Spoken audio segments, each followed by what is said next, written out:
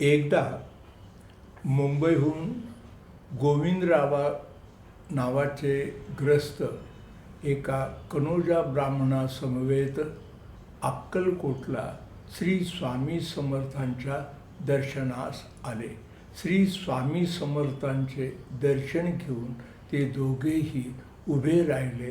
तेव्हा श्री स्वामी समर्थांनी त्या दोघांनाही सांगितले की हा प्रसाद तुम्ही खा.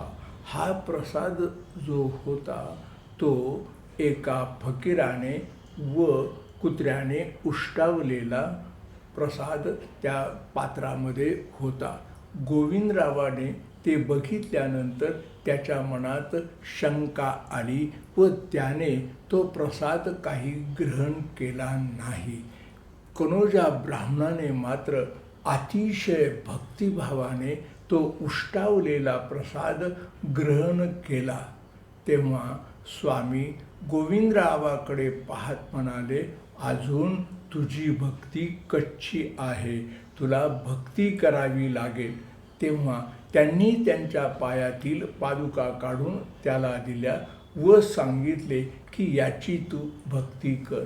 कनोजा ब्राह्मणाकडे पाहत भक्तवत्सल भक्ताभिमानी श्री स्वामी समर्थ त्यास म्हणाले की अब तू जा, तुझे 10,000 रुपये मिलने वाले हैं. तदनंतर काही दिवसाने ते मुंबईला आल्यानंतर पुढे मुंबईत एका श्रीमंत शेठजी मरण पावल्यानंतर त्यांच्या पत्नीने म्हणजे शेटाणीने गुप्तदान करण्याचा संकल्प सोडला होता. त्या संकल्पानुसार त्या शेटाणीने 10,000 रुपये एकदा कागदाच्या पुडक्यात बांधले व सकाळच्या प्रहरी जो कोणी दिसेल त्याला देण्याचा त्यांनी संकल्प केला होता. नेमके त्या दिवशी त्या कनोजा ब्राह्मणाचे दर्शन त्या शेटाणीला झाले. तेव्हा त्या शेटाणीने कागदातील पुडके ते कनोजा ब्राह्मणाला दिले. त्यावेळेला व त्याला नमस्कार केला.